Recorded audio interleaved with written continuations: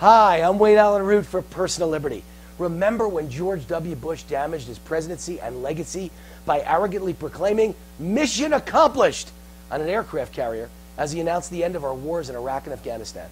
Well, he looked foolish when thousands more American soldiers came home in body bags and tens of thousands more were badly injured. The reality Bush didn't understand was that this was only the beginning of a guerrilla war using terrorist tactics. The biased liberal media, of course, never let the American public forget Bush's mistake. They called him dumb and arrogant. The question now is, what do you call someone stupid enough to repeat the same mistake as his predecessor? You call him Barack Hussein Obama. In his State of the Union address, a smug, arrogant Obama just declared mission accomplished on multiple fronts. He gloated that the economy is booming. We're in recovery. The recession's gone. And the fact that he's defeated ISIS. Obama told Americans the recession is over and it's time to move on. He said it's old news. It's time to ignore any mention of hard times. Now we should just look forward. Really? If Bush was dumb and arrogant for announcing mission accomplished, what does that make Obama for repeating the same mistake? Is there a word for stupidity squared? It's clear ISIS isn't defeated. If anything, they're getting stronger every day. ISIS is laughing in our face as they behead more hostages, capture more territory, and actually publicly threaten the President of the United States. And the economy, within days of Obama's State of the Union mission accomplished speech, bad economic news came in droves. Obama's policies and never-ending new regulations aren't helping the economy. They're not saving the economy. They're destroying it. Only days after Obama's speech, it was disclosed that 50,000 bank employees were laid off in December. Yes, I said 50,000 in 1 month. But Wall Street wasn't alone. eBay announced the same week massive layoffs. That was only days after Obama's State of the Union, about 7% of its workforce. American Express just laid off 4,000 workers, about 6% of its workforce. Baker Hughes announced layoffs of 7,000, about 11% of its workforce, all in the same week. Energy and oil companies announced the layoff of thousands and predicted 20,000 more could lose their jobs in one North Dakota town by summer. Forbes is reporting, how about this one, that IBM will soon announce layoffs of 100,000, 25% of its workforce, although IBM denies the numbers that high. Teen clothing retailer Wet Seal just declared bankruptcy and closed 338 stores. Retailers like Macy's and JCPenney are closing stores and laying off thousands of employees. Other retailers are closing thousands of stores after a poor Christmas season and laying off hundreds of thousands of employees. A poor Christmas shopping season. Funny. But that doesn't sound like Obama saved the economy, does it? Durable goods orders that just came in days ago have literally collapsed. Earlier this week, the stock market plunged 500 points on news of disastrous earnings reports from major companies all across the country.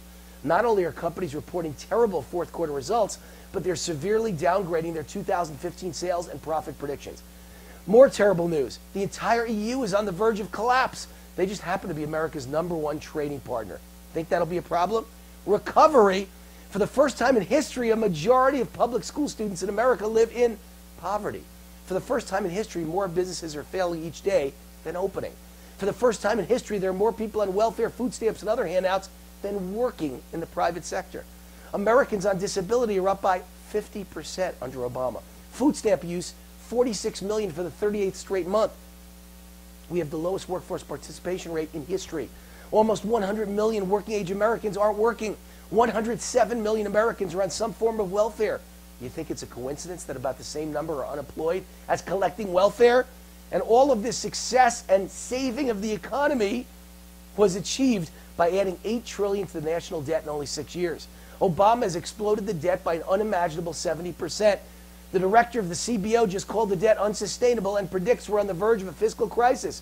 Not surprisingly, Davos economist Robert Johnson reports the wealthiest hedge fund managers and other assorted Wall Street bankers and billionaires who just met in Davos, Switzerland, fear instability and riots, and they're busy buying farms in New Zealand to escape the violence to come.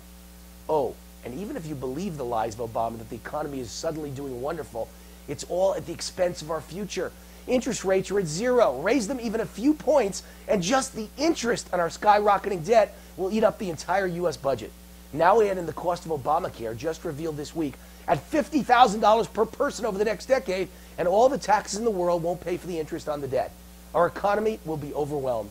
Like Humpty Dumpty, no one will ever be able to pick up the pieces again. The Great Recession isn't over. We may actually be in the eye of an economic hurricane. Remember, it's calm and quiet in the eye of a hurricane. It seems like the worst is over, but the worst is yet to come. It's on the other side of the eye. The stats that I just told you make it clear there is no recovery, and make it clear Obama didn't save the economy. He simply lied. Again, he just made it up. Obama is proof of the saying, liars make the best promises. So now you can add to the list of the greatest lies of all time. Mission accomplished. If you like your insurance, you can keep it. And the shadow of the crisis has passed. Tonight, we turn the page on the Great Recession. Those words are a testament to the arrogance and stupidity of Barack Hussein Obama. Get ready for the second, more deadly half of the hurricane. I'm Wayne Allen Root for Personal Liberty. See you next week. God bless America.